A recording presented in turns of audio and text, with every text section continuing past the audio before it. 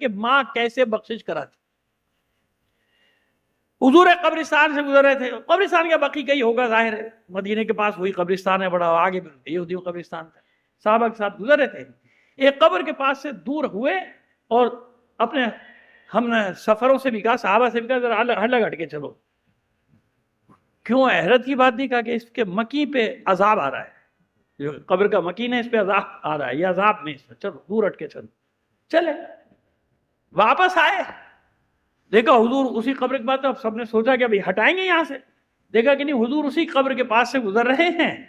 اور صحابہ کرام حیرانگی کی بات تھی، مسجد میں پہنچے، مسجد نبی میں، تو سوال تو کھڑا تھا کہ حضور یہ سمجھ میں نہیں آئی بات، آپ نے جاتے ہوئے خود ہی تو فرمایا تھا کہ اس کے پاس سے نہیں چلو، دور ہٹ کے چلو، اس پہ عذاب آ رہا ہے. اور واپسی میں آپ نے وہی راستہ اختیار کیا، اسی کے پاس سے آئے. مسکرائے حضور، تبسم فرمایا اور فرماتے کہ ہاں ایسے ہی تھا، جب ہم جا رہے تھے تو اس پہ عذاب آ رہا تھا، لیکن جب واپس آ رہے تھے تو اللہ نے اس کا عذاب ٹال دیا تھا. ارے بھی کیسے ٹال دیا تھا عذاب؟ کہ اس نے پسماندگان میں بیوہ چھوڑی ہے اور 3-4 سال کا بیٹا ہے.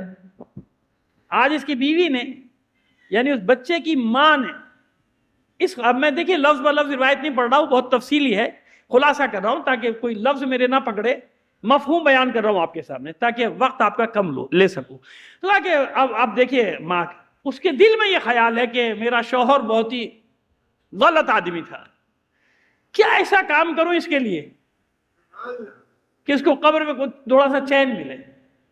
ابھی اس نے صرف اتنا سوچا، اور یہ سوچ کر بچے کو بھیجا کہ میں تو گھریلو خاتون ہوں، یہ پڑھے گا، نماز پڑھے گا، سیکھے گا تو اس کو کہوں گی اپنے ابا کے لیے نماز پڑھے، یہ کر وہ کر. جاؤ، بھیجا مسجد نبوی میں کسی بھی صحابی کے پاس کہ جاؤ بھائی اس کو ذرا تعلیم دے، قرآن سکھائے. اب وہ یہ سوچ رہی ہے مستقبل کے لیے کہ پڑھے گا، لکھے گا، کچھ سیکھ لے گا تو اس سے نمازیں پڑھاؤں گی، روزے رکھاؤں گی اپنے بچے کے.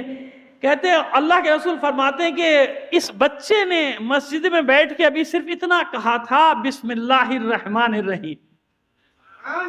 اس نے اللہ کو رحمان اور رحیم کہہ کر پکارا تھا، اللہ نے اس کے باپ کے سارے گناہوں کو بخش دیا، عذاب ٹال دیا.